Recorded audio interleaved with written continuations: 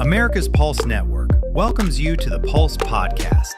Today we've got a packed show, from breaking news to informative topics that will keep you well informed. So, please click the subscribe button to get notified of upcoming episodes. If you like what the APN's The Pulse Podcast talks about, then please share the Pulse with others. During this episode of The Pulse, the host looks forward to your comments. Tonight's APN's The Pulse Podcast starts now.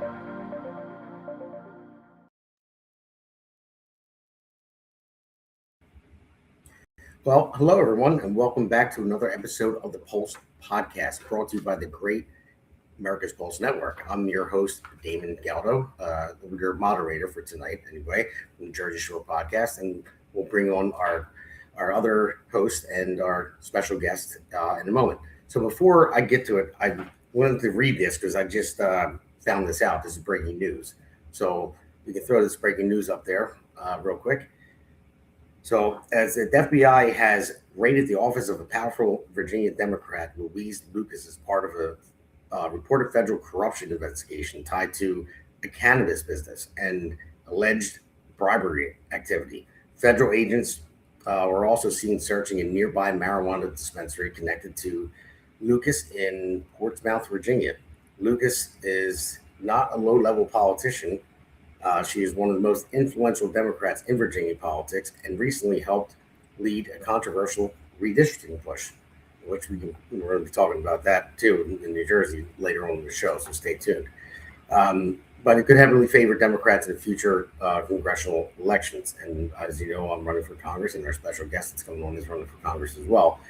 But according to reports, the investigation actually began during the Biden administration, undercutting claims that the raid is simply political relation by the Trump administration. So far, no charges have been announced, but the FBI confirmed the searches were court-authorized federal warrants. So this story is rapidly developing and could become one of the biggest political corruption stories in Virginia in years. So just so you know, everybody out there, this was launched during the Biden administration and nothing happened. And now it's happening under Trump. So Trump didn't start this. Everyone say they're going after political counterparts, and no, it was launched under the Biden administration. So with that, I want to go into a very quick monologue. Just want to talk about the show tonight. We're going to talk about tonight. It's the point of no return for the midterms. And again, I'm running for Congress, and our special guest that's going to be on soon is running for Congress as well. Are we past the point of no return? That is something that we have to think about. Because if we lose the midterms in November, then I don't know what's going to happen. I don't know if we're going to be able to come back from it. I mean, we've made a lot of progress since Trump was elected, and again, not I don't live and die by Trump, but I live and die by my party at this point, because we're a party of common sense. Not everyone. I mean, there's bad actors out there. There definitely are that are on both sides, but for the majority, we are the party of common sense, and we need to keep it that way. Because if the Democrats get back in power, everyone sees it. I'm not talking about Democrat voters, because a lot of Democrat voters do have common sense, but they just don't realize. That's why we do this podcast. They don't see the messaging, because Democrats don't watch this podcast. I wish they would. I wish they would come on to this podcast, honestly, but they won't. But the voters, they come home and they watch CNN, MSNBC, and whatever media is giving them the news. And we're about the truth here, faith, family, freedom, country, truth, all of that. So stay tuned for all these segments that are coming up. We got a lot of important stuff to talk about.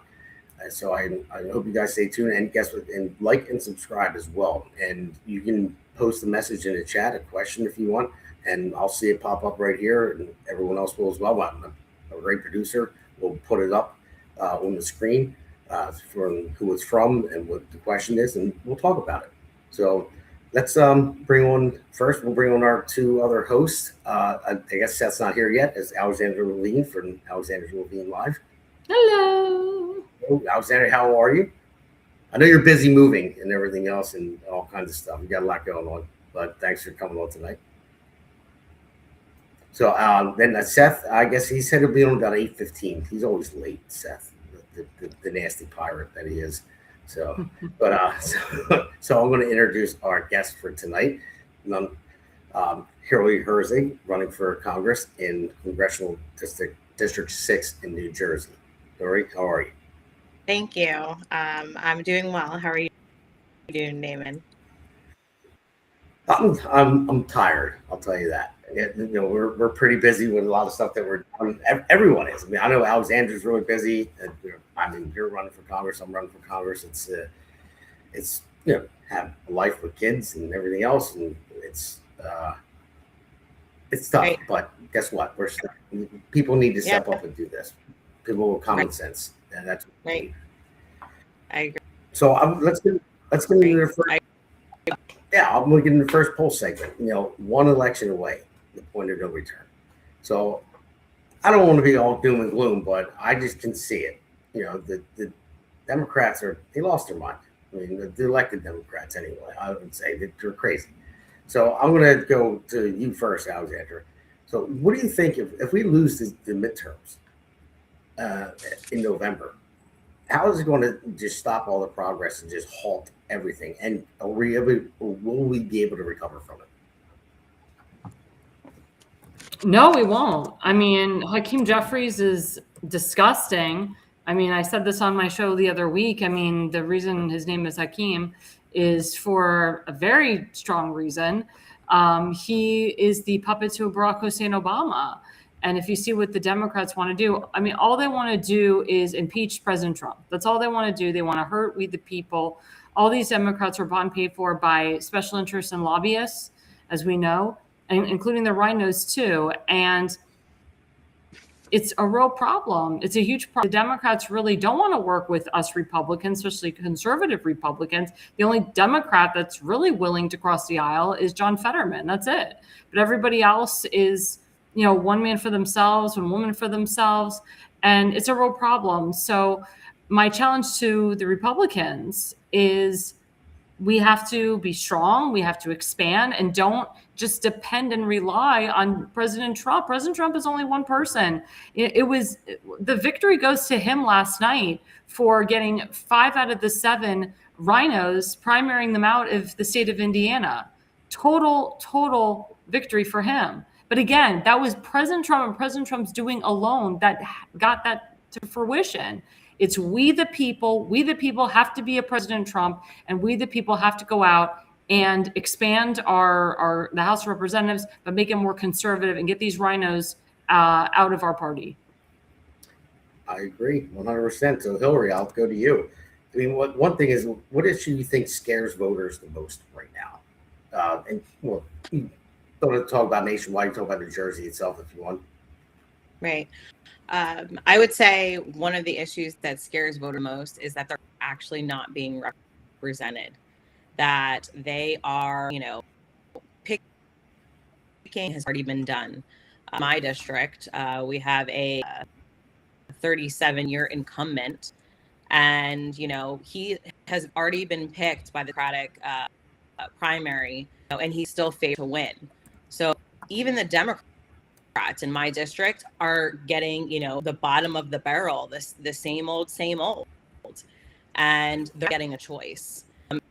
It's Pallone or, not another Democrat. So I think what we need, especially in my district, is to restore representation for we the people. And what's a Republican, a new Democrat, we just need to restore integrity in our own and make sure that our representatives actually represent the people that they're supposed to serve.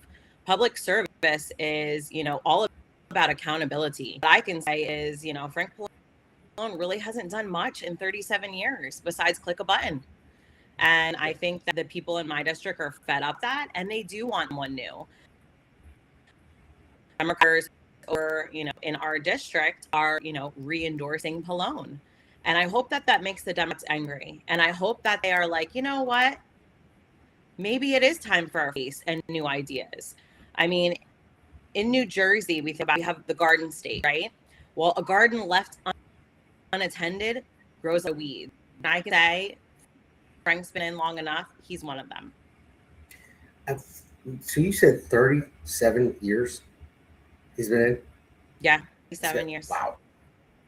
Sounds we like need term limits. I mean, it's not representation. I mean, I've even come out and said that, should I be elected, I will term it myself, because I believe our constitutional republic deserves democracy and representation of the people is not serving 37 years, representing for, your good time and then getting out before your retirement age. Because at the end of the day, we have a gerontology problem. We have across the board. It is, not just the Democratic side. It's a board when we look at it. It is, everything is messed up, and there needs to be some changes, and term limits need to be the first one.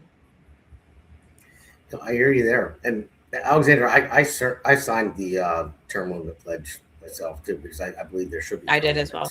I mean, that's why, yeah. So that's why, I mean, that's why it was designed, especially for Congress too. That's why it's a 2-year term, because they control the money. So if they're losing their mind and spending money, 2 years later, you can vote them out. But it doesn't seem to work that way. I mean, I'm sure, I don't even have to ask you if you support term limits. I'm sure you do. But what do you think about it? I support term limits. I always have. And the reason being is we see these idiots in Congress that are there for years and years and years, like the AOCs, the Rashid Tlaibs. We hope to God want to make sure that they're not going to be in there for years and years, but you never know. I mean, they're trying to push to be vice president of the United States. So that's why term limits is very, very important. The president campaigned on it. It's the rhinos, it's the Democrats, again, they're in power, and even conservatives that are in power, they don't want to give up that power, and they want to be there for years and years. I'm glad to our guest that she said she would term limit herself, because I have called for the challenge of a lot of people that have run for office or currently in office that have said, I believe in term limits, I would term limit myself, and then they haven't. So I do challenge a lot of those congressmen and senators that say they believe in term limits, but yet they've been in there for 20 to 30 years. So I applaud you guys for stepping it up and for saying that you don't want to be there forever. If I was running for Congress, if I was a congresswoman, I wouldn't want to be there forever at all. You should be able to get the job done within 4 years or 4 to 6 years and be done. Peace. Pass the torch to the next generation. No, I believe so. Go ahead, Tori. I was just bringing up another issue in my runs rampant, but all over New Jersey. I mean, yes, right? His son's in there. Look at here, Frank Pallone. He's been in 37 years, and his brother, there's nepotism. It's a long constitutional republic. Public servants should be definitely elected, and it shouldn't be, the family runs like that. That is not a democratic process at all. So if we want constitutional republic processes, but the whole thing's broken if it's based on nepotism and no term limits. No, you're right about that, 100%. You look at who just popped on, my man. Oh, same time, same that t-shirt. That's Seth from the Conservative Corner. I was going to introduce you earlier, but you're late as always. So. I know. But Seth, we were just talking about the midterms coming up, and if it's past the point of no return, if we were to lose the midterms here, and so what are your thoughts on that? Like, what do you think if we lose the midterms and the momentum stops where we're going right now? I know not everything's going perfect, but we're moving in the right direction. Say way better than we're under Biden. So, what do you think will happen if everything halts if we lose the midterms? Because this is Hillary Herzig. She's running for Congress in CD6 in New Jersey, and obviously Hey, how are you? Good. How are you doing? And that's Alexandra Levine, by the way. I never met her before. I don't know who she is. If we lose the midterms, I think we'll just get more of the same crap we're doing now, infighting and people talking about what they're going to do and not doing it, and finger pointing and blaming, no accountability. I don't think much will change. I really don't. I mean, right now it's, and if you're in the military, you know what I'm about to say. It's a Charlie Foxtrot. It's just ridiculous. It's embarrassing at this point. I mean, nothing out of D.C. is something I'm proud of. Nothing. It's more of the same BS. The fallback is still the Epstein files. Well, they're doing this because of the Epstein files. And then there's other talking points. Well, they're doing this because of the war. They're doing it. It's almost like they're purposely not trying to accomplish anything. Like they're seeing who can do the least amount of work and still keep their job. So I don't know if anything will really change, good or bad. I think it'll stay status quo, and we're going to be treading water again for 2, 3, 4 more years. That's what I'm definitely afraid of. I mean, Alexandra, I ask you, do you think that another Democrat victory can it permanently reshape America, like culturally and economically? I mean, you look at Bundani getting elected, and the idiots that get elected over and over again, like AOC and all that. I mean, it just seems like more and more socialists get elected. You think it's going to change our economy and then change our culture as well? Well, yeah, of course. I mean, the more socialists that get in, yeah, of course. And that's why, we have to be very careful to make sure that these socialists don't get in. The problem is that we're dealing with a lot of terrorist money. We're dealing with a lot of George Soros money.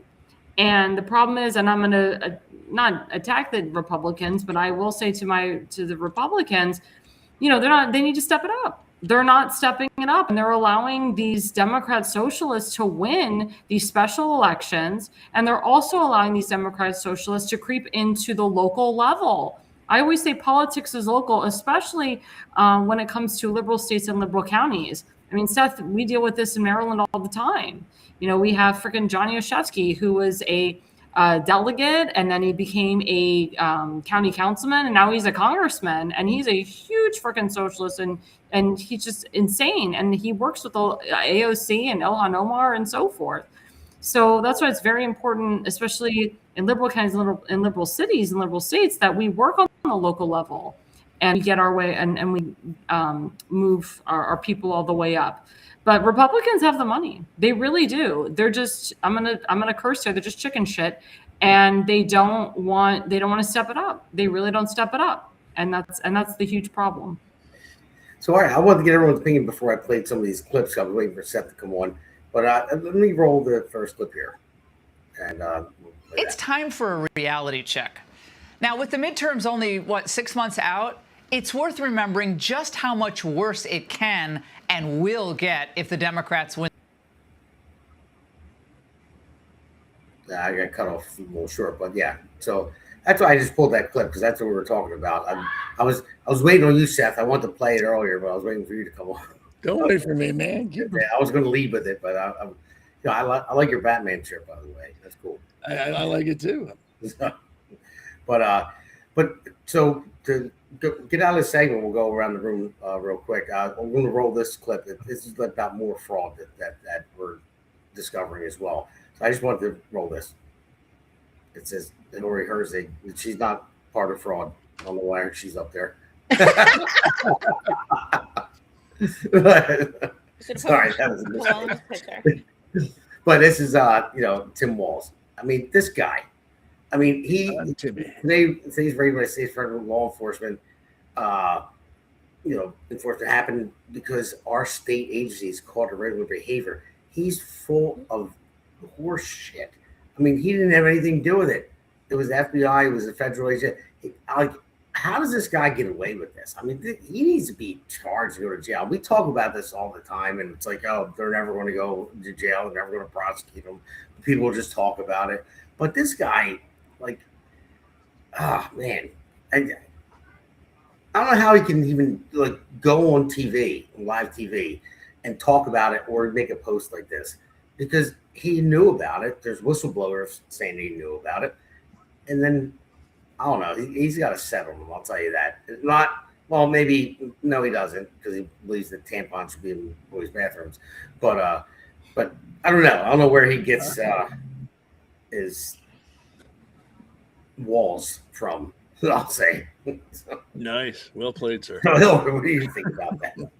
I mean, it's funny to read this because Tim Walz let one of his state law enforcement agencies burn down, like literally burned to the ground. It was rioted and burned to the ground, and that was under his what had happened. And now this is how we're supposed to run things. Like, really, is very hypocritical. And I would say that he is not a good governor because he knows nothing about public safety. And yeah, he's definitely complicit. He's complicit, and to take credit something that our federal agencies did, and not only that, the National Guard had to come in during the riot, during Floyd, to aid him because he was snapped. So, you know, now he's going to say this. It's absolutely ridiculous. It is actually. We're getting ripped off left and right. I'm so glad that we started Doge in the beginning with Elon Musk and all that stuff. And so, I mean, I commend Nick Shirley for uncovering all this fraud. I commend everyone else that's doing it as well. I mean, even the Daily Wire is uncovered in Ohio right now, Medicaid fraud. I mean, billions of dollars. I mean, all across the board. And Alexandra, I'll go deal with this. You know, I mean, we struggle all the time. You work full time. I work full time. We pay all these taxes, and we're getting ripped off. I mean, I can't wait to see the hammer drop on all these people. And do you think that it's going to? Do you think people will actually go to jail for this?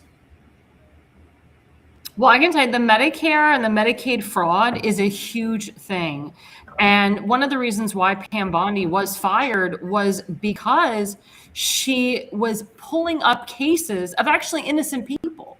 And she wasn't actually going in and working on the cases of people that have committed fraud for years and years and years. Now, kudos to the Deputy Attorney General, Todd Bland. She's actually going in there and really honing in on the people that have committed massive Medicare and Medicaid fraud. That's why President Trump implemented Vice President J.D. Vance to head up the Medicaid and Medicare fraud. And there's huge fraud in the state of Ohio, where I do a lot of work in. There's huge fraud in Florida, where I'm from.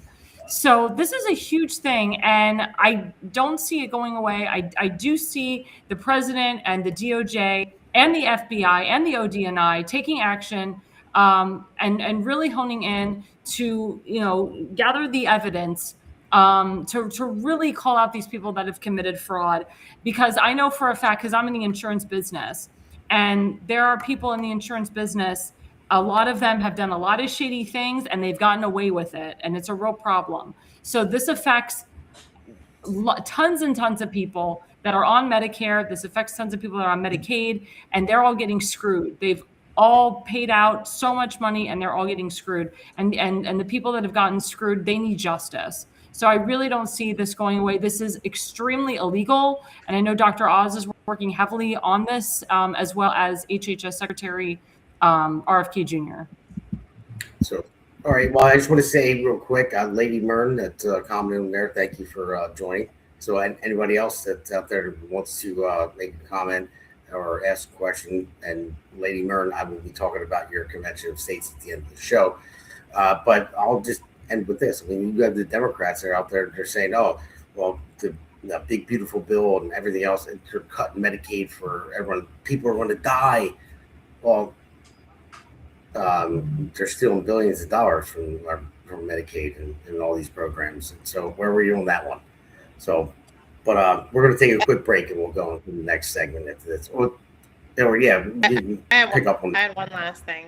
Is that okay? Oh, sure. I was just going to say what's concerning so much and disheartening about the fraud is really going after the most vulnerable communities. So like hospice, the elderly, and then like learning centers, like children.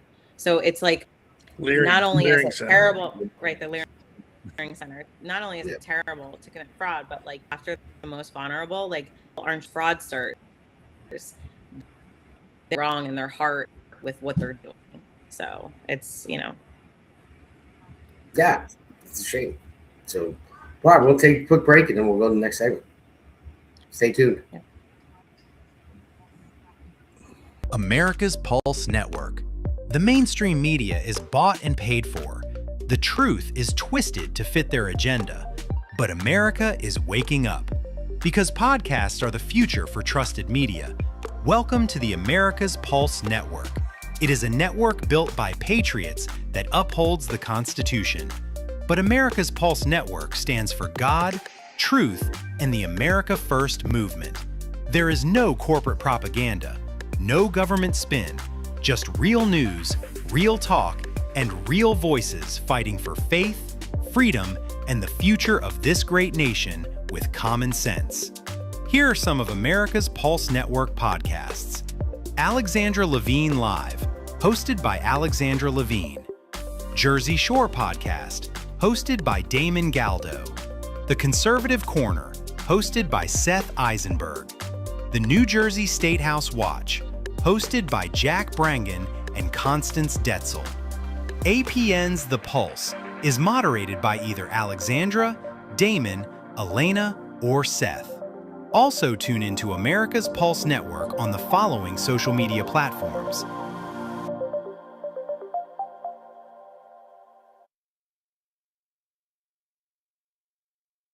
Join the revolution because the pulse of America beats for God and country. America's Pulse Network is for faith, family, freedom, and truth. All right, everybody, welcome back. Thank you for staying tuned, all listeners out there. This one is political violence, media narratives, and double standard danger. I can't hear anything. You can't hear? All right, don't worry. If you want to, I don't know, just some text her to drop off and come back on. I don't know what happened there. So technical difficulties, folks. Sorry about that. So, anyway, I want to get to this because why, when violence targets conservatives, why does the media suddenly become cautious about it? That's all they do. They said, yeah, there we go. So, but they're always cautious about doing it. If it's a transgender person that does something, or if it's and I want to pull up this tweet real quick by Barack Obama, and just it's unbelievable. Like, why? Like, you know what it was? It was the manifesto. So if we could pull that up real quick. Yeah, I said, although we don't yet have the details about the motives behind last night's shooting, this is obviously a little bit older, but this one about the assassin or Trump. It had his manifesto. It said it. He was going to kill Trump or cabinet members. Like, why does he have to say, although we don't have it? No, although, Barack. You already knew. You already knew what it was. They had the manifesto from this scumbag, nutbag, crazy guy, and you just have to downplay it. Like, why? This is why this happens. This is why we have all this political violence. And I don't care what anyone says. Yeah, is there violence on the right, like years ago, or whatever it may have been? But it's all left-wing violence right now. It is. I mean, these people are unhinged, and you have all these elected officials that say these things. I played on my podcast Monday, Hakeem Jeffries and what's his name, the fat boy Pritzker from JB. Yeah, JB, yeah. So it's like, and they're doubling down on it even afterwards. It's like, come on, people. So don't worry, you're running for office. I'm going to use Seth next, but you're running for office. So what do you think about this? I mean, are you worried about political violence? Because my wife worries about it for me running for office. And if somebody doesn't like me, and they'll do something like this. So I believe with political violence, it's because of the polarization in politics. I mean, we have honestly on both teams right now is what we have in our political climate. We have extremes on the right and we have extremes on the left, and there is no center, there's no middle. It's There's no representatives to actually like stand up right now and represent that, because the leadership of the party on the left, for instance, it's a Democratic Socialist, it's AOC, it's someone who believes in these radical policies. And then on the right, we have where we're saying we're going to do certain things that the left doesn't like. So the polarization of it is driving people to be like, well, what if neither of these things represent, or I'm so far one way that they're not listening and I have to take this next step. And it should never be that people get to that point. Maybe feel their reps are not representing them well enough. Like I said earlier, a lot of picking before the voters pick representation. In New Jersey, it happens on the left, but as a whole in our country, it happens, at the level for president is not it's not a popular vote. It's electoral college. We know in New Jersey, if I go out and I vote for the Republican president, New Jersey is not going to be represented by Republican, right? Because that's frustrating. So I think we need to relook at a lot of the, the rules that have actually been input into our society over the years and reevaluate some of them, because are we being truly represented? And, political are okay.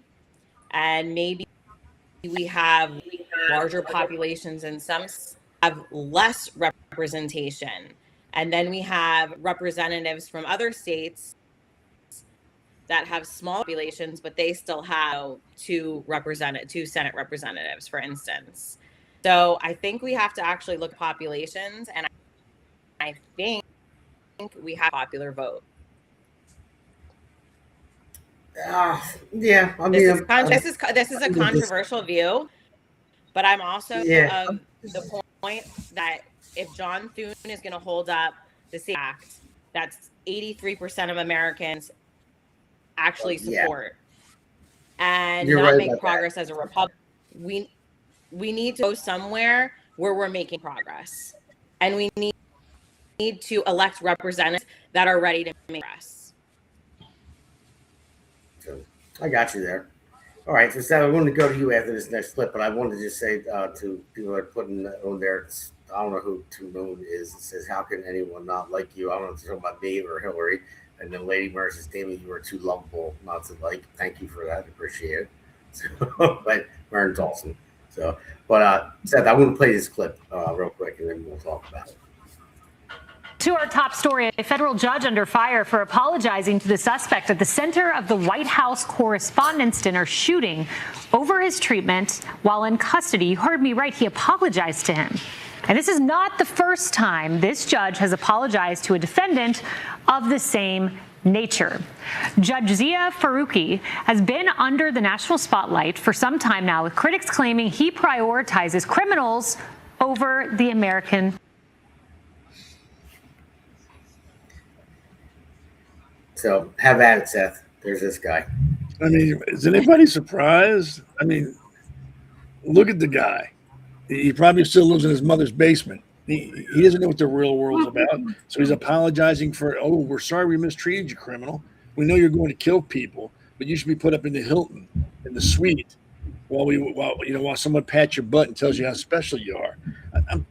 There's no accountability in this country anymore, anywhere, for anyone. You can do anything you want, and you're going to have judges like this advocating for you. He should lose his judgeship simply for that. He's supposed to be the embodiment of justice, and justice is blind. He shouldn't care what's going on. He deals with facts. And even if he doesn't really deal with facts, he just listens to both sides of the case and then makes a determination. His input is pointless. It's meaningless. Nobody cares except him and his other little woke justice warriors. People like that make me sick. And as far as political violence in this country, it's being driven by the mouth-breathing, knuckle-dragger podcasters that are out there spewing hatred. Every other podcast they have. You got Tucker Carlson, when he's not molesting cats in the park, is causing violence, promoting violence. Then you got Candace, I belong in an insane asylum. What's her face? who thinks people will go to the mutant academies and stuff like that. And I blame people who listen to them, not them. They're hustlers. And if they can make money hustling, good, go for it. It's the idiots that listen to them, the low IQ, whose family tree grows straight like a weed, who listen to these people and then buy into everything they say and then bring it out into public. If someone calls somebody a Nazi enough times, these insane people who listen to these fools will go, hey, the guy's a Nazi. What's wrong with killing him? He's just a Nazi. We all know what Nazis do. So if I put a bullet in a Nazi, I'm a hero. Or he's a fascist, or he's a homophobe, or he's a racist. You say that enough, and these liberals who are insane, and I firmly believe liberals all suffer from a mental illness. I truly do. They don't see the world as it is. They see it as how they want it to be. And if you don't agree with that, you're the problem. But if you tell these lunatics enough that these people are dangerous, the president's dangerous, he's a Nazi, he's going to kill people, these people will act on it and think that they're doing the right thing. And then you have like I said, you get the talking heads of the podcasters, the twin guys who are usually selling cars are all spewing the same crap. They're backing up this rhetoric. And then these people act on it. It's not so much the politicians. They're just reacting to what they're hearing from these influencers, which I think is ridiculous. But these people listen to these people and then they go act on it. And then we're all shocked. We're all, oh my God, I can't believe they did that. Why did he go try to shoot that person? Have you listened to Tucker Carlson? Have you listened to Candace Owens? Have you listened to the Hodge twins? Have you listened to Nick Fuentes? Have you listened to any of those inbred mouth breathers? They spew hate and violence. That's all they do. I have listened to them recently, and they're out. They lost their minds, and they're making millions. So again, I don't blame them. They're hustlers. They're pimps, and they found their hoes. It's the people that listen to them that need to be looked at. They need to be investigated. They're more dangerous than the hustler. They're just trying to sell you something, and they found a buying crowd. It's the buyers you need to be worried about. Eventually, those guys, everything is cyclical. Those podcasters will disappear. It's inevitable. Change always happens. People will get tired of them, and they'll go away. They'll dry up and blow away, like my mother used to say.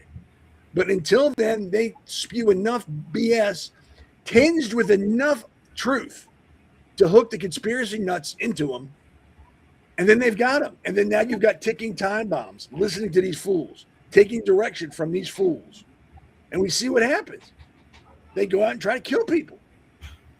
It's until people wake up and realize just because you agree with something doesn't make it fact, we're going to be in trouble.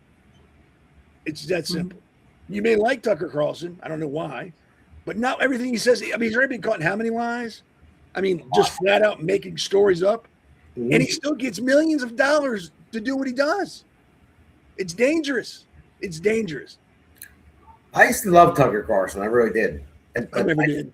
I did when he was on Fox. I liked him, but then I started looking after he got fired. I'm like, what the heck is going on? You know who he reminds me of? Caught in so many lies, like you said. Like I never. You know who Tucker Carlson reminds me of? You ever watch What's Eating Gilbert Grape? Yes. And then you have Leonardo DiCaprio's character. Tucker Carlson is him grown up. Who's that from? Can you imagine how great the world would be if they promoted? There's no money in that, though. They don't make money trying to help people. They make money spewing hate. It's from Merck. So yeah, I know. So I don't know. I was going to ask you a different question, but kind of I thought about something else. We'll go to you, Alexandra. But I've been seeing on X, so talking about the podcasters and stuff like that. Everyone has a voice on X and social media now, and Facebook and all that. This was not part of this segment at all, but it just made me think about it. What is with all the alien videos that Trump is shaking hands with aliens and everything? What the heck is that? You know anything about that? Like, why is that trending so much? Because there's people out there that are believing it. I'm like, I know. I know. I mean, I have friends that believe in that crap too. I mean, again, President Trump sees files that we don't see. You know, he sees a lot of, classified information that we are not allowed to see. So is there UFOs? I wouldn't say there's UFOs. Is there a flying object that's unusual to the norm? Possibly. But I mean, unless we literally go up there and see it or we quote encounter it, I mean, there's no real, in my opinion, evidence, or there isn't any validation to it. I had friends in Texas that were like nervous that like an alien was gonna like show up at their home. So like they bought like all these bulletproof vests, and they bought all these rifles, and they're like, we're getting ready in case that alien comes knocking on our door. And I'm just like, okay. And these are like hardcore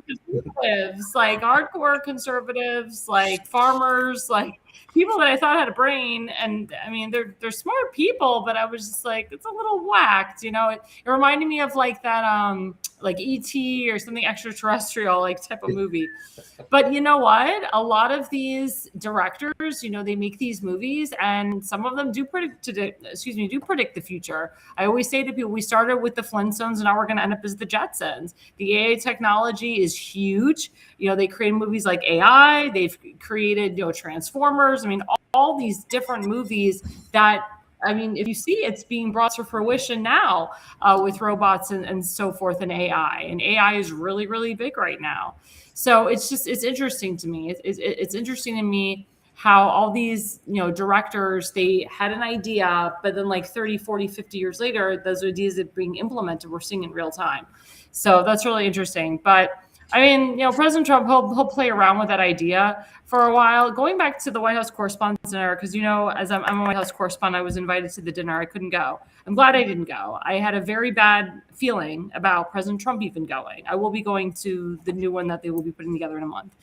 But it's very interesting to me that if you really look at the videos, you'll see the incompetence of the Secret Service, and you will also see the incompetence of the local law enforcement.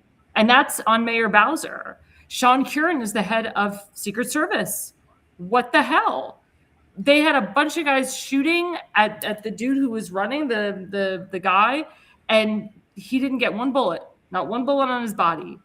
And that bothers me. The fact that he got into the Washington Hilton Hotel, the fact that he had time to open, this was in the lobby of the hotel, to open up the satchel full of the rifle, how he had enough time to put the rifle together before he ran through the metal detectors. That bothers me. That's very disturbing. Now, I was at the Washington Hotel during the inauguration.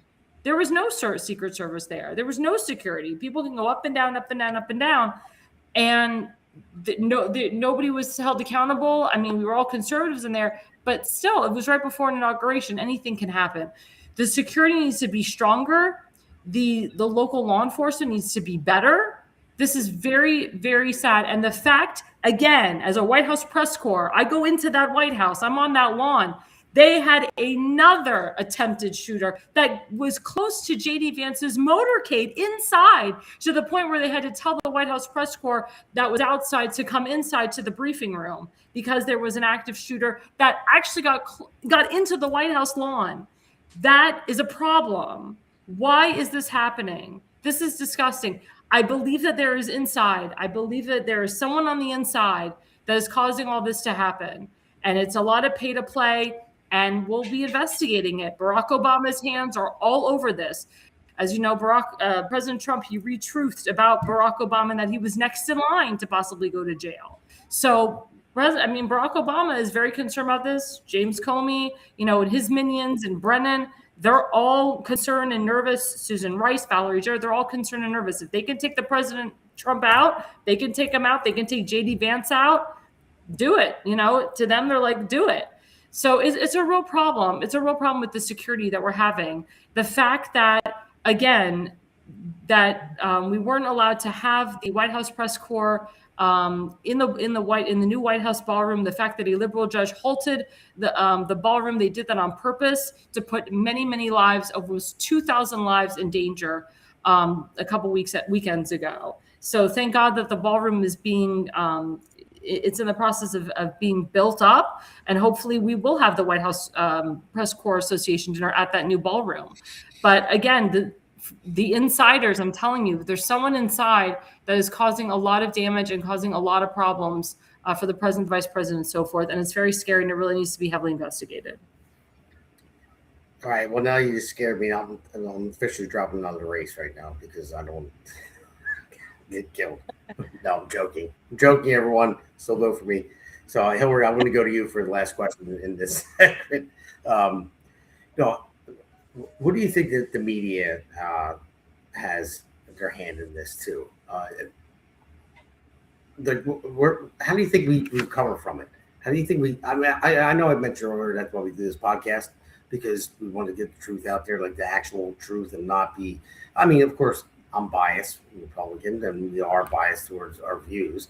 But how do we get the media to stop like just demonizing people?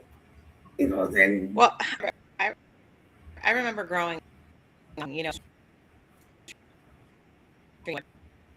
remember it being and as well as it is now. I mean, some of they say on mainstream media, and I mean, it's not just CNN, it's not just MSNBC, it's Fox, it's all of them, and there's cursing, they're showing the worst possible images, and it's like as a mother, you don't want that on your kids. You're like, but I don't remember being sheltered from the news. So I believe that, what's happened is an escalation of, the type of things that are showing there. And right now, extremism is selling. It's really, detrimental to, America's mental health whole, I would say. So how do we get out of it? Is we go back to basics and basic decency. And say, yeah, this might be a story, but like think about it's going to be on American TVs all over, and maybe we should be considerate of the audience and children growing up in our country seeing this, because they're already exposed to it on their phones, and they're getting phones earlier ages, and it's something we can't always make sure that they can't see type of thing, but we can do better to put out like this podcast. There was a couple cursors on here. No, I'm just kidding. What I'm saying is, from New Jersey, there is a lot of curse actually, but I just want to say we have to do better. better. I normally don't curse, but yeah, I just want to say I normally don't curse, but I had to at that one moment. Now Seth can curse because he's a sailor. He's okay. Yeah. Yeah, no. Oh, I don't care. Like, I don't say the F word. Like Megyn Kelly with her whore mouth. Like honestly, the women that are the whores of the media, like Candace Owens and Megyn Kelly, they will say the F word multiple times, and I will call them whores because I know they are. And whore is not a curse word either. Yeah. But the whores of the media, those women that screwed their way to the top, they will say the F word and other words because they feel they can. But I don't say that word. And I mean, you have freedom of speech, right? Like, is that, in a professional way? Well, yeah, of course. But also, the different, you're right. But there's a difference between being on Fox News and then being on a podcast in our own network. So Fox News, they limit people. I'll just say the views and opinions do not represent everyone on this podcast. And so the disclaimer that they play on 90.1. So the people that are not running for Congress, so hey, I've been clean so far. I'm impressed with myself. Yeah, no, I mean, look, like at the end of it, no one is like claiming that they don't, like, I'm not claiming I don't like curse in my like regular life. Like if I stub my toe, like I'm gonna curse probably. Like, but I'm saying that, mainstream media should be doing more, and some of the podcasters that are out there they're so divisive, and the language they use is they're saying Nazi, they're just name calling, and it's like, at the end, you should be focusing on policy and changing things that really matter for constitutional republic, and that's not what's happening. A divide here, look over there, everything's broken. It's like need to selecting different representatives, get the ones who've been sitting in there for 7 years pressing about, and put some new innovative ideas and people who are willing to change rules and put up good representation for the so. No, I hear you there, absolutely. And before we're about to take our next break real quick, but I just want to tell you that we were on another network before, and we all decided to build this network for a different reason, and we left it because of the things that they decided to show, and it was the things that they showed. We thought it desensitized people. When they look at it, it was normal. They made it normal, and that's what a lot of people see nowadays. And you see all this garbage, and it was a bad thing that happened, but we didn't want to show it. We don't want to, everyone could see it. They could find it if they want, but we didn't want to show it on our podcast or on the network. We thought it was not right. And so that's why, parted ways with that and started our own network with Seth and Alexandra and our wonderful producer, other Damon.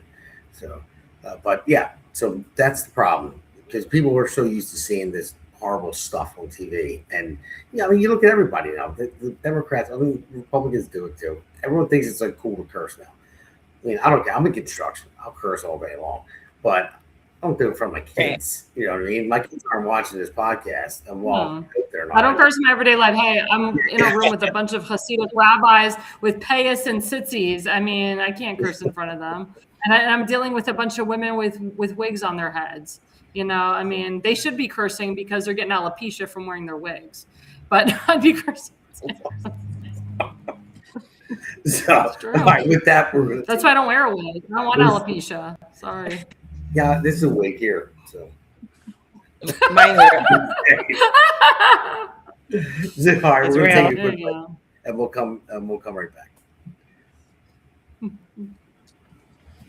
Welcome to America's Pulse Network. This is APN's very own White House correspondent, Alexandra Levine. This is so amazing and miraculous. We've never had a president in the history of our nation doing this. And we hope to God that he continues doing this forever and ever. Thank you. God bless you, everybody. And God bless President Trump. And God bless you. Hello, everyone. This is Alexandra Levine with the America's Pulse Network. I am the White House correspondent right here in the heart of D.C. as President Trump is celebrating 250 years of America and the military. Subscribe and follow America's Pulse Network on the above social medias.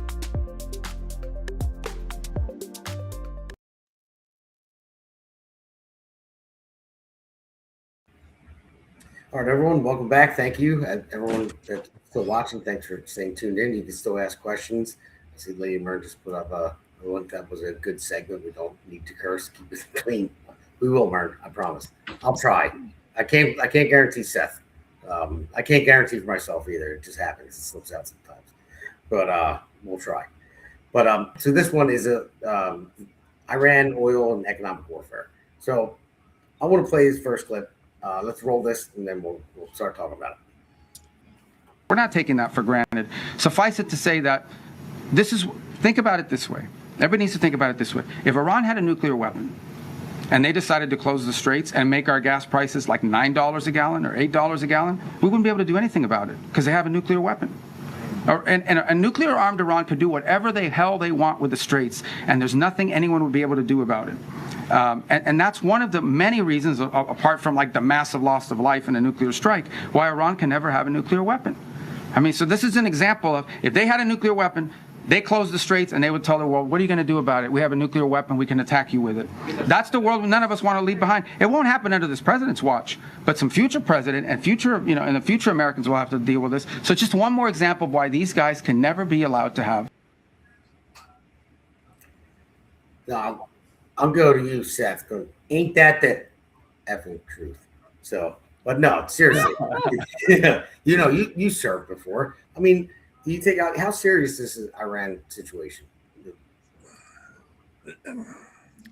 They've been beating their chest for 47 years. We're going to do this. I don't think, number one, everyone needs to understand that they do not own the strait. They have no legal ownership. They can't enforce anything in the strait. And that needs to be made very clear to them. I don't know why we refer to it as Iran's strait, or Iran can do this with their strait. It is not their strait. And for years, we've been giving them that privilege of letting them call it that. Now they think it's theirs. We've created that monster. The first time they said, well, this is our strait, we're shutting it down, we should have parking lot of that country without a warning, without all the bluster, we're going to come. They should have just done it. Getting rid of Iran would be a blessing to the world. Most of the terrorist organizations in the world would disappear because their money would be gone. That's where all their money comes from. We have not finished with Iran enough. We're leaving them too much now. And I'm telling you, mark my words, in 5 years, we're going to be right back here again with them pulling the same bullshit, wanting to run the straits, telling everybody what they can and can't do, and bothering the rest of the world because we don't have the balls to finish it off now. Well, we need to finish it off. One follow-up question for you, Seth, because like I said, you served, and thank you for your service. Appreciate it. One thing, I'll make a statement first. So Iran, they're violating international law by putting mines in the Straits of Hormuz. So that's violating international law. But you saw all the Iranians that are against, they were against the Ayatollah, and they were protesting. They were mowing them down. It was 40-some thousand people that they killed. What do you think? We don't want troops on the ground. I don't. I hope we don't need troops. And I don't want to just annihilate a country. All these people that live there. I mean, get rid of their leadership. Sure, I'm good with that. But what do you think about arming? Because they have no guns over there. What about arming the citizens?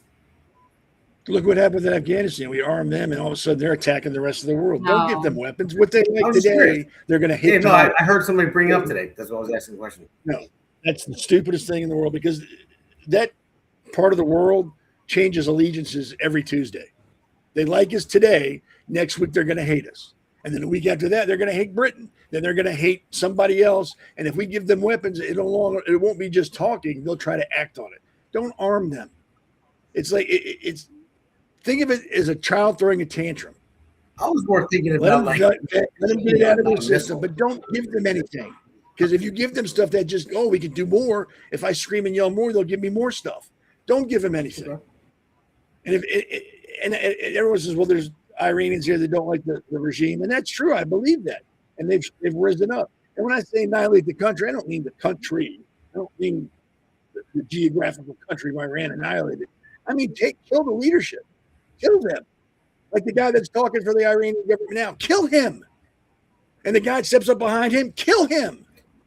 They're just doing what they had to do to rearm and get supplies. Oh, yeah, okay, America, we're going to listen to you. Yeah, we'll do the peace plan. Sure. And in 5 years, we're going to be right back here again. They're going to be holding the strait hostage, holding countries hostage, killing their own people again, because unless you annihilate that leadership, down to the janitor that cleans the palaces. If you leave anybody in that regime alive now, it'll rebuild in 5 to 6 years. And they're going to be doing the same exact. You have to kill them all with prejudice. We don't need to put boots on the ground. We have the finest Navy in the world and the finest Air Force in the world. In 20 minutes, if we really wanted to, in 20 minutes, we could end this all. Yeah. We could. I'm not talking nuke. I'm just talking with what we have conventional. We could end this in 20 minutes if that's really what they wanted to do. Of course we could. If we could do it. But we're just kicking the can down the road. I'm just going to do next. Alexandra, but I'm going to play devil's advocate here. Did you ever see that movie, The Kingdom? Jamie Foxx. Yeah. Hillary. Did you ever see that movie? The Kingdom. Which movie? The Kingdom. No. The Kingdom with Jamie Foxx. Basically, so what it was. No. There was a terrorist attack, and it attacked. I think they worked for the FBI, and they were stationed over there, and they blew a huge hole in the ground, killed a lot of their coworkers in the FBI. They went over there. They found the terrorists. They killed them, and they hated them, and terrorists hated them. Obviously, listen. I'm not advocating for them at all, not one bit. Kill them all. If they want to kill Americans, go in there and kill them all. But one thing that got me at the end of the movie and was when the scumbag, evil terrorist in the end, his grandson was there when they finally killed him, and he whispered in his ear, to I forget the exact words. It was like, kill the infidel or whatever it was. Revenge for him. So that little kid, he's young. Their brains aren't. They're still processing stuff. They're still growing. That one kind of hit me a little bit. I'm like, man, I said, when's it going to stop? Because that kid just saw his grandfather, even though his grandfather was an evil person, that wanted death to America and all this stuff. But that's all he knew was his grandfather.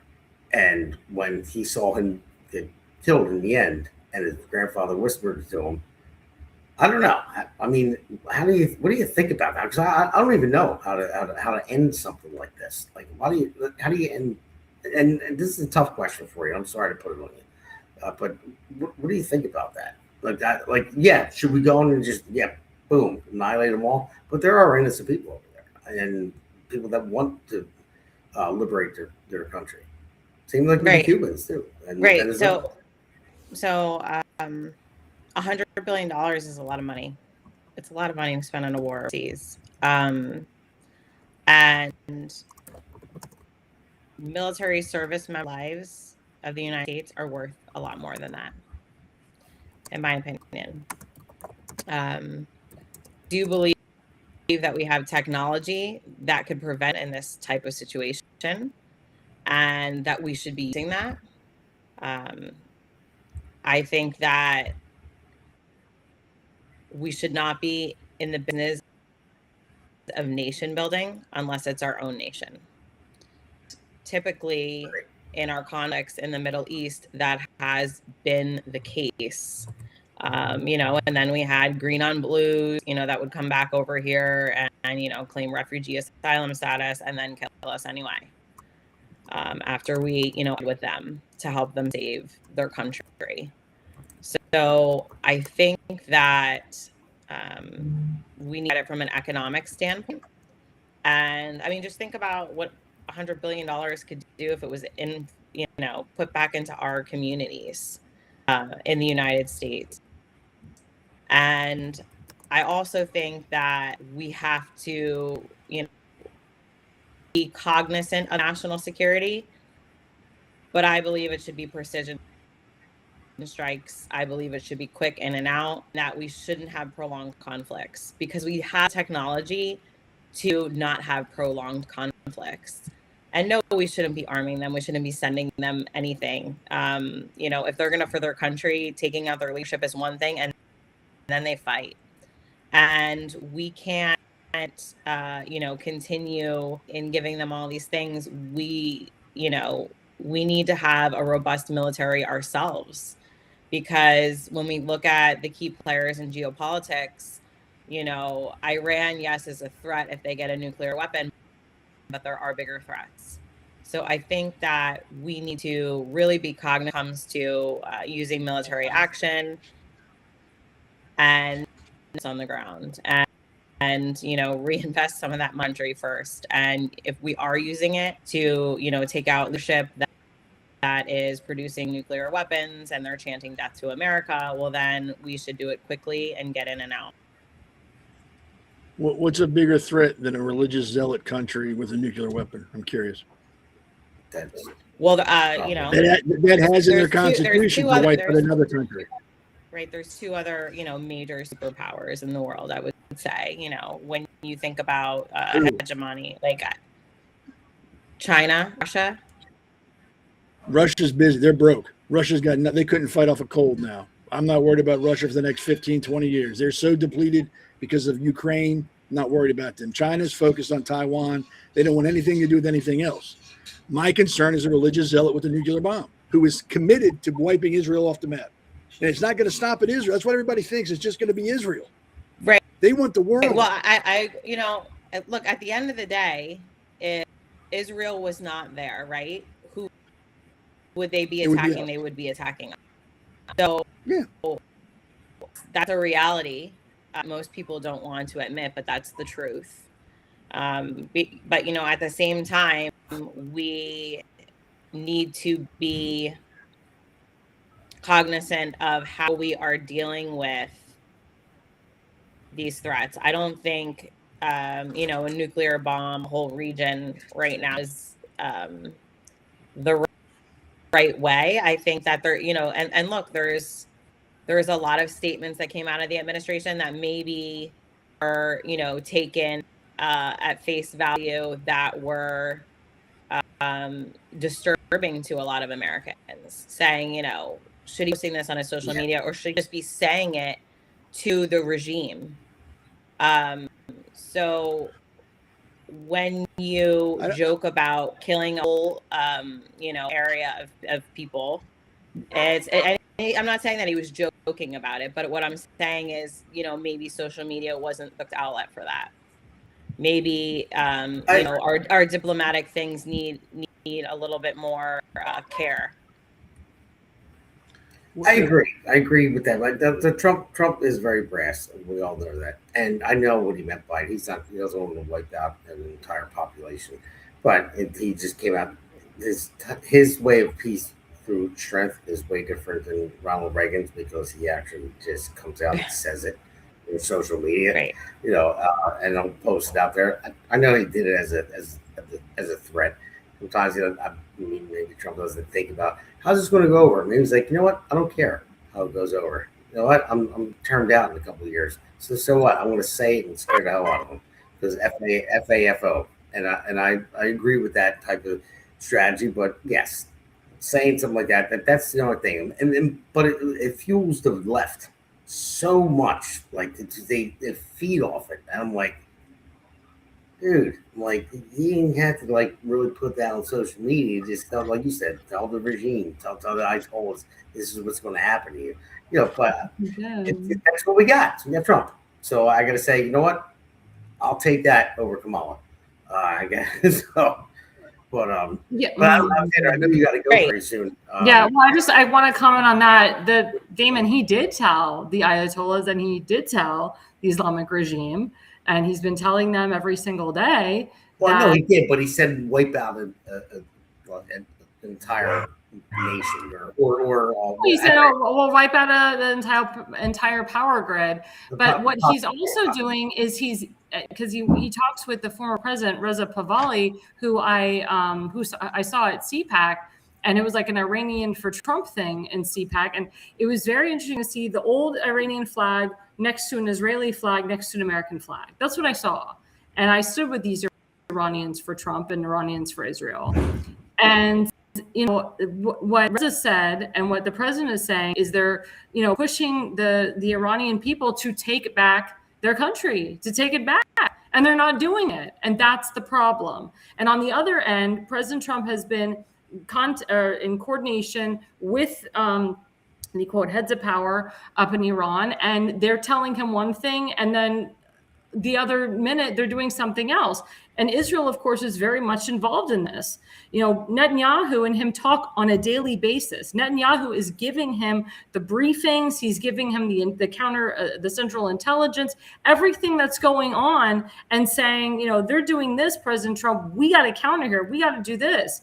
So there's a lot of people in power in a lot of places that are going on right now.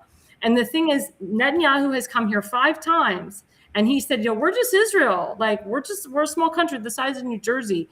They don't really want us necessarily. Yes, they do. But they really want to kill a bigger country. They want to kill Americans. They want to kill Canada. They want to kill countries that have a population of Christians and Jews and Christian Muslims as well. So, to say that, the threat isn't here in America, it is here. We have massive terrorists that have come into this country. They were the ones that formed the pro-Hamas and the pro-Palestinian rallies that were on college campuses, and they're still here. I mean, where Seth and I am in Maryland, where I'm in Montgomery County, there is tons and tons of terrorist organizations. CARE's headquarters, their terrorist organization, they're in DC, and they're not wiped out yet. That's a problem. That's a huge problem. So we do need to continue working over there, working with our biggest ally, Israel, because again, if this is the truth, if Iran obtains a nuclear weapon, they will be bombing not only Israel, but be bombing America and other big populations of people. And that is the truth. And that's what people don't understand when they're like, America first. That's what this alt-right damn people, they don't understand. We must stand and support our biggest ally. We can't be the Marjorie Taylor Greens of the world anymore. Like, this is enough. And when you run for Congress, and when you are a congresswoman or man, and Damon knows this, you're working on the federal level. What do you think is the biggest thing on the federal level? Is foreign Israel, because we do a lot of things with Israel. And that's the truth. You can't scream America first, America first. Work on the federal level with your biggest. That's what I want to say to the under, that we all have to understand. And I know Seth agrees with me on this. No, of course. I do too at the same time. But I was. Thank you. And I hope, Hillary, you agree with me on this too. Well, because it's very, very important. I mean, Yeah, I think so, it's FAF. The Senate is more involved in actually foreign policy than the House. Yeah, that's not but at the House level, obviously we do have a lot of foreign partnerships, and that is how America has been able to last for 250 years in July, is our partnerships and our allies. And we do have to understand that overseas kids are raised from very little to chant death to America, and it is a problem. And I do see Israel as an ally 100%. good. So, Everyone here? well, yeah. So anyway, sorry. I was just texting my wife to shut the dog up because the dog is kind of crazy upstairs. I don't know if everybody can hear it out there. But My dog was barking too. Yes. But And that's something you're not allowed to have over there in Iran, Ayatollah, right? No That's dogs true. allowed. Yeah. no dogs? What in Iran? It's dirty. It's considered unclean. What do you mean? What? Dogs I are like to me like the most American thing. Like, I love dogs. So what? So will they? So what would they do if a dog was over there? Would they kill it or something? Yeah, it's considered unclean. It's dirty. You can't be near it. Can't touch it. It's unclean. I can't remember the. Mother, we're sending the dog to Iran. I'm joking. I love my dog. He's a pain in the butt. So, all right, we're going to take another quick break, and we'll get to this next segment. So, I'm glad she didn't hear me. She's probably watching, though. Here come the emails. I know that, right? It was a joke. So, let's take another quick break and then finish out the last segment, and we'll go from there. Hey, it's great to be on with you. This is a great podcast. It's a lot of fun, and it's informative, and it's real information. It's none of the frills and none of the nonsense that you hear on the legacy media, just telling the story of what's happening right now. It's what I do with my newsletter that I get out to anybody who wants to see it. It's what you're doing with this podcast. America needs to know what the real deal is, and you're the real deal. So, Seth just said Peter's on the phone right now. They are. So this one, I'll start with I guess Alexandra dropped off. Yeah, she had to go. She's got a trip. That's to pack. Yeah. So, but Hillary, I'll go to you first with this one because this is about New Jersey, the race to save New Jersey. Is it savable? Do you think we're going to be able to save it, New Jersey? Yes, 100%. I would say 100% we're going to be able to save New Jersey. I'm never going to give up on New Jersey. I grew up here. This is, my home state, and it is the garden state. And I think the first thing we do to save New Jersey is bring back gardening, bring back, green space.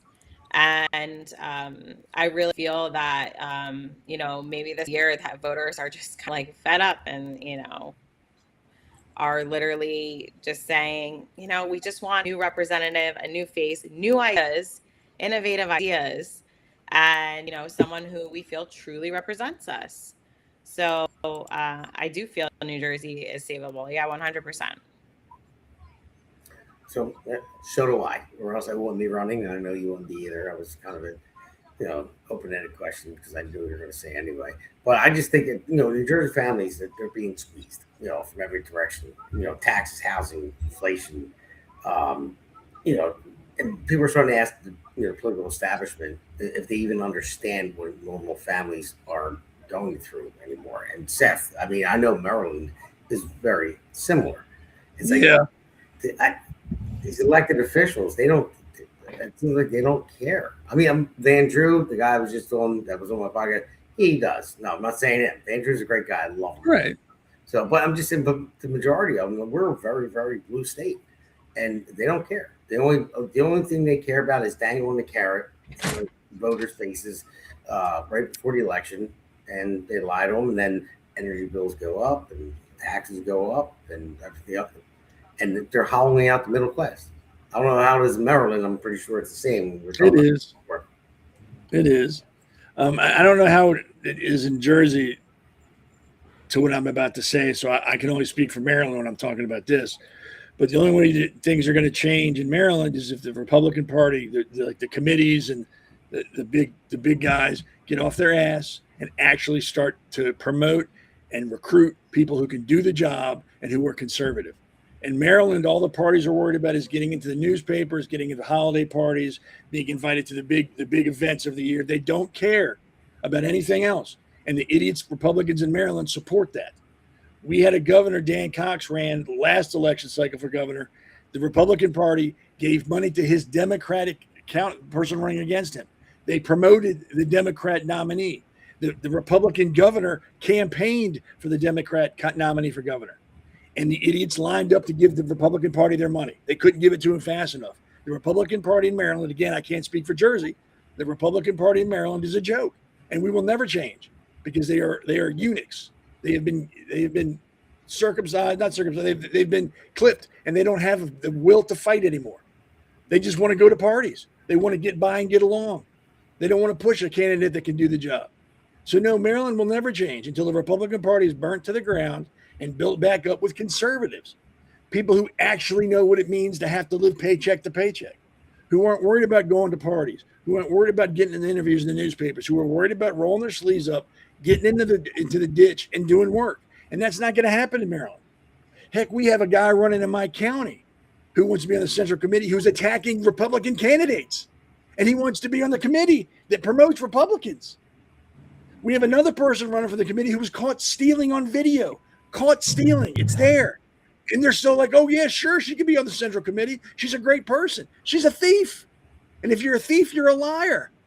But this is what Maryland considers Republican. And if that's how it is in Jersey, you've got an uphill battle.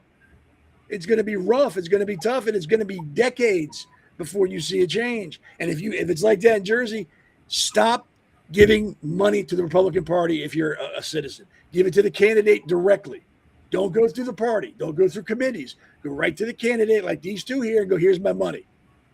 Or how can I help you? Let me give you my time. Let me go door knocking for you. Let me go hand out literature. Stop going through the Republican Party.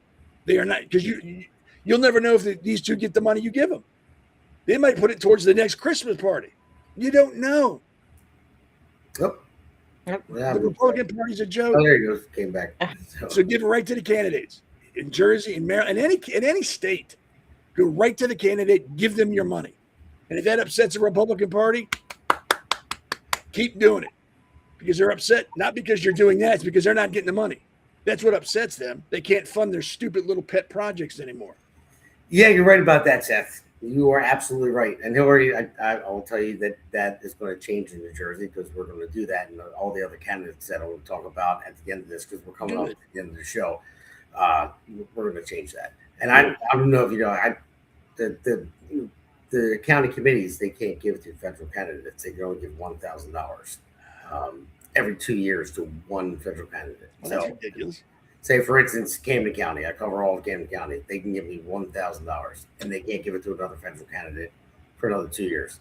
So it's just the way it's under Title 19 laws. It sucks, but you know, still they can help out in other ways, and that's what we need. Time is more valuable than cash. They can do it. Yeah, so that's why I only brought that up, Seth, because you said donate directly to the candidate. That's the way federal candidate is going to raise money if they donate directly to the candidate. So don't worry, we're coming up on the end here. I'm going to talk about a couple other things. I said I would talk about convention of states and then talk about the other candidates. So I just want to go to you before we get to that part. Tell people where to find you, where your website, how to donate to you. Sure. So it's www.Herzig for Congress, and it's FOR for Congress.com. You can go on there and click donate. You can actually go on the WinRed site and type in my name, and my name is right there. Or you can scan this QR code and you can go right to my website as well. I do have a fundraiser coming up on June 17th. It is going to start around 7:30. And I am getting all the details put together for that. There should be a flyer out soon. So save the date, and I hope that everyone in New Jersey will join us. This is a fundraiser that, the funds are going to go directly, from my campaign to book the fundraiser. And then if you are able to attend and give a donation, it will go towards, obviously getting the word out that I'm running for election, because going up against someone who's been in there for 37 years, he already has name recognition. No one knows who I am. So getting my name out there, sharing my stuff on social media, and, just bringing back real representation to New Jersey's 6th district is what I'm about. So thank you. So, all right. Well, listen, I just tried to scan the QR code. I just want to let my producer know it wasn't popping up on my phone. I don't know if it's in all one. Yeah, I did. I tried for her too. It said couldn't connect or something like that. Yeah, so I'll have to update that one. I'll have to check mine when it comes up as well. But Okay. we'll yell at our man behind the curtain after this is over. The puppet master. No, he does a great job with all this stuff, and I appreciate all of it. So, all right. Well, with this, I want to bring up the Convention of States. So that's coming up. Now, this is happening. This is Lady Mern that's been on here. She's involved with the Convention of States. And so Convention of States is gathering at the Capitol to let our voices heard on the 250th of America's birthday. We come together as our founders did before us to keep this country. I'm reading what she wrote me, so I apologize. So we have speakers from legislator that support giving the power back to the people, which is always a good thing. People will be dressed as our forefathers. Really, they're going to have Mern to be dressed as their forefathers, Uncle Sam, etc. That's pretty cool. All right. So they're just asking for 250 people to show up and support the movement. And Convention of States is the legal way to fix our great nation. And if you guys, don't want to get into it. If you go to conventionofstates.com and you sign a petition, click on the rally, you invite to register. We also have a tour of the Capitol right afterwards.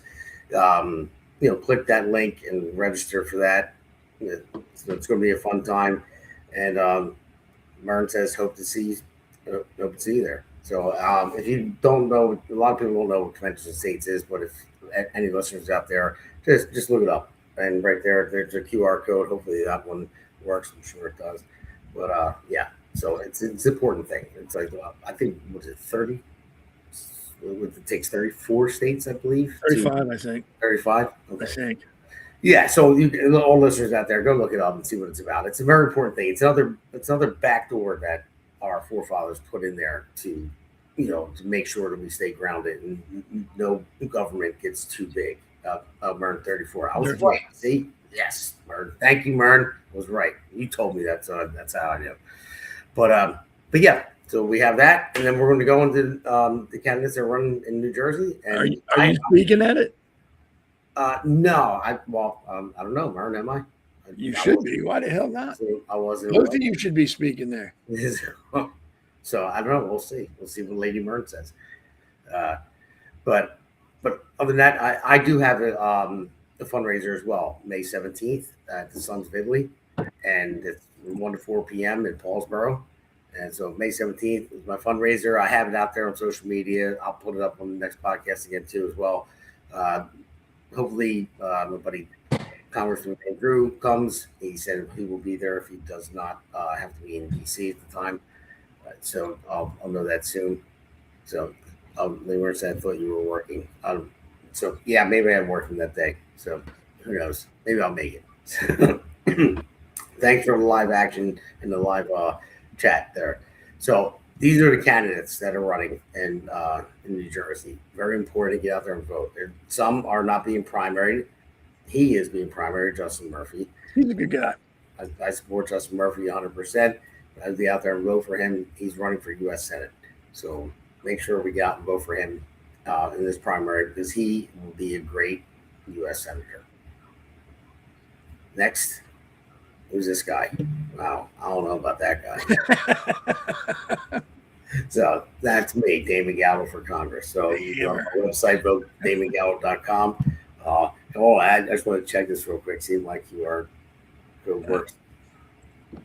Mine works. So, all right, we gotta fix yours, Hillary. All right, so let's go. To the next one. That's Van Drew, good friend of mine, great congressman, very down to earth, good guy, and somehow he has the weirdest gift to remember everyone's name. I don't know how he does. He meets somebody for like the first time and sees them a year later and remembers that. Long story. I'll get into that later. So, next. We have Jason Cullen in CD3. Jason Cullen's been on here multiple times. You guys have heard what we have to say. There's his QR code. What let me see. We just his code works. It does? Okay. Yeah, I just checked it. Damn, Hillary, you got done dirty with your code. I don't know what's going on there. You find me on WinRed. Look me up on WinRed. Yeah, there you go. So, all right, next up, we have Chris Smith here as well. So I haven't got a chance to talk to Chris Smith. I said this before. I haven't. This is someone I haven't been able to talk to in a while. That's running District 6. I don't know. Now it's Hillary Herzig. So I don't know if this QR code works. It does. That one does. Okay, so maybe there's something wrong with the first one. So everyone, let me try there it you again. go. Sure. There you go. So, all right, great. Hillary is awesome. Hillary, thank you for coming on tonight. Thank you for running. Thank you for putting all the work that you've been putting in. You are a beast in the game, I will tell you. So Thank you. Thank you for having me. And I didn't cuss just because you were here. Yeah. Then we have Tom King Jr. So make sure we get out and vote for him as well. Then Tiffany Burris. Tiffany, if you're watching this at all, or you see this, you got to come on. I know you missed the last one. You couldn't come on, but definitely vote for Tiffany Burris. She's a good woman, and I'll have her on soon on the podcast. Lady Mern said you did great, Hillary. What about me, Mern? So no. Thank we have you. Carmen Bugo, obviously District 10. Make sure we get out to vote for him.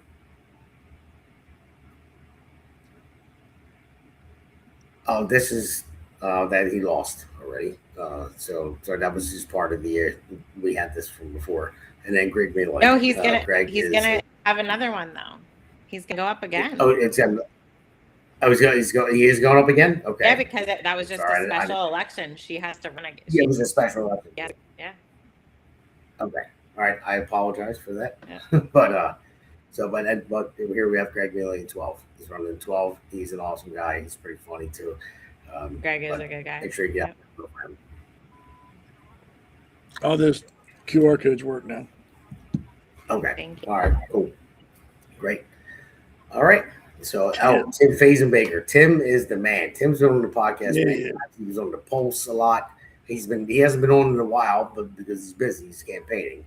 But Tim is an awesome guy. I mean, he's just a stand-up guy. There's nothing else I can say about him. And he's dedicated, and he's running. What town in Maryland is it? Baltimore County. Baltimore County. Okay. Yeah. So he's a good guy. He's got a great head of hair. I know. I'm jealous. I am too. I mean, I'm sure you are too.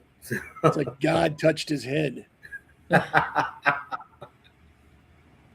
So, all right. Well, other than that, these are other candidates.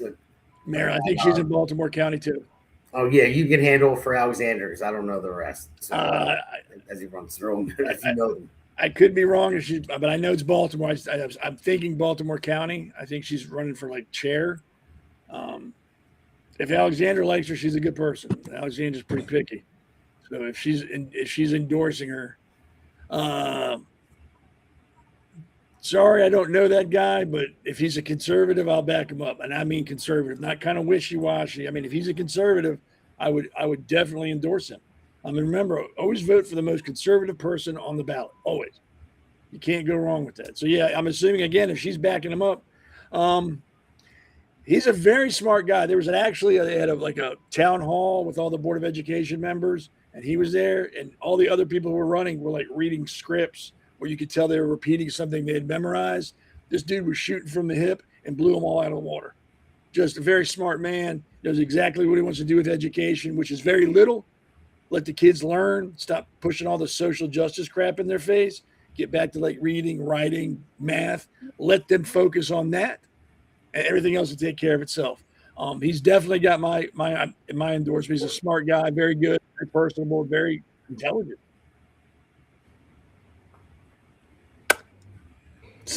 I don't know anything about Ohio except the Buckeyes. That's it. And I'm a Notre Dame man, so I can't help you with Ohio. We got Virginia. Yeah, someone that Alexandra's working with. Yeah, again, if she's working with them, they're conservative. She's not gonna work with people who are like middle of the road or wishy-washy. And he's got a great hair too. Him and Tim, I don't know what it is. He just got a haircut. And he's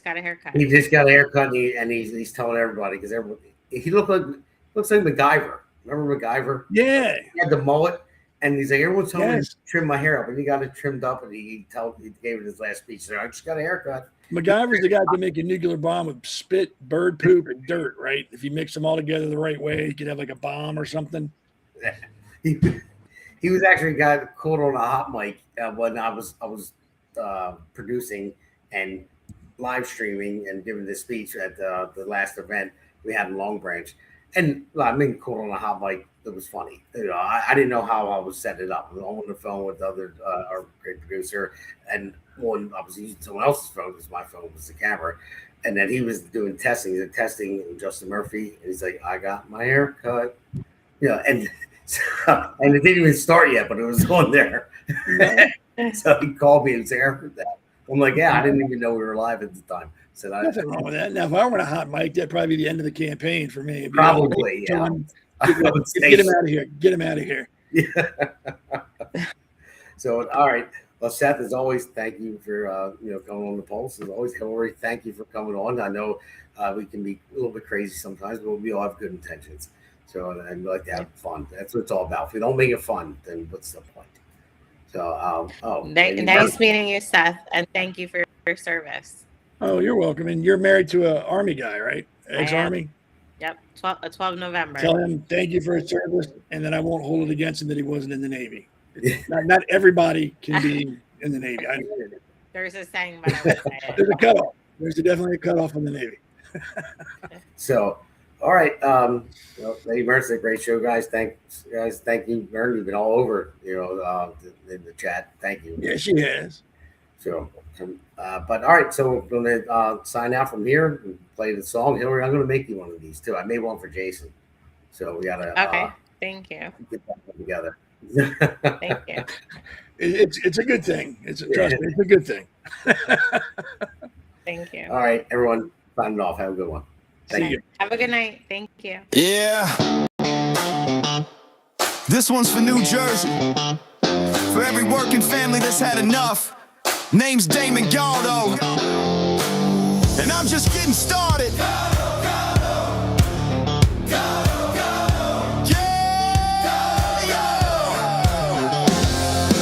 Job site dust to the streets of the shore. Steel-toed boots, yeah, I know what I'm working for. Middle class hurting, every bill going up. While suits in D.C. say, man, just trust us. I'm a builder by trade, put my sweat in the ground. Now I'm building up hope for my hometown. Jersey's my home, blue-collar soul. I don't make excuses, I get it done, that's all I know. I felt the pressure, I've lived that grind, trying to give your kids a better life. I won't forget where I came from, man, cause I'm built by work. I'm built by working hands, fighting for working families. Not a career man who forgot what hard work means. They talk real big, but nothing ever changes. While Jersey keeps drowning in the same old pain, I'll build a future strong for our kids in this land. I'm Damon Galdo, built by working hands. Yeah. Donald Norcross been there year after year. Same old story while the struggle's still here. Claims he's for workers, but look around town. Rent sky high, grocery bills breaking us down. Where's the relief for the middle class grind? Cause all I see is folks falling behind. I ain't got decades in some DC chair. I got skin in the game, cause my family's here.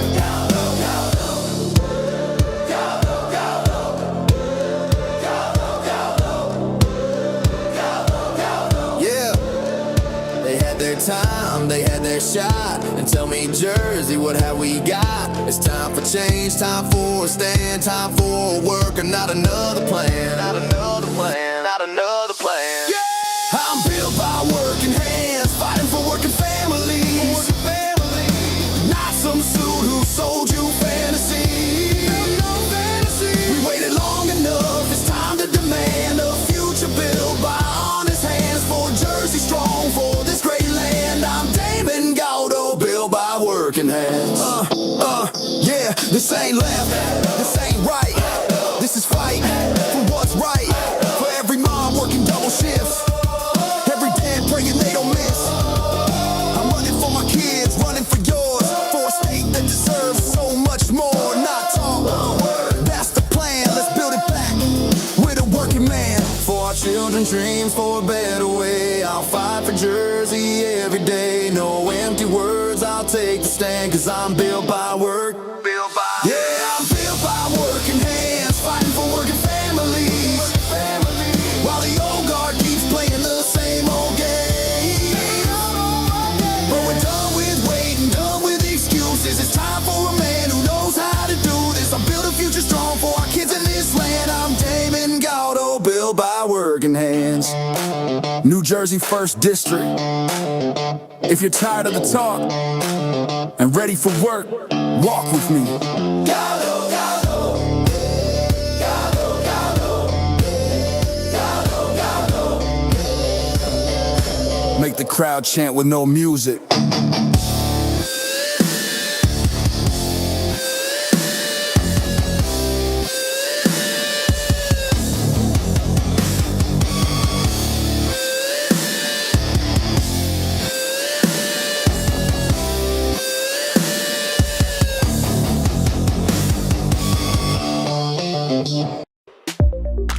America's Pulse Network thanks you for watching tonight's episode of the Pulse Podcast. See you at the next packed episode that will take you from breaking news to informative topics. So please click on the subscribe button to get notified for upcoming episodes. If you liked what the Pulse covered, then share the Pulse Podcast with others. APN's The Pulse hosts look forward to seeing you on the next episode.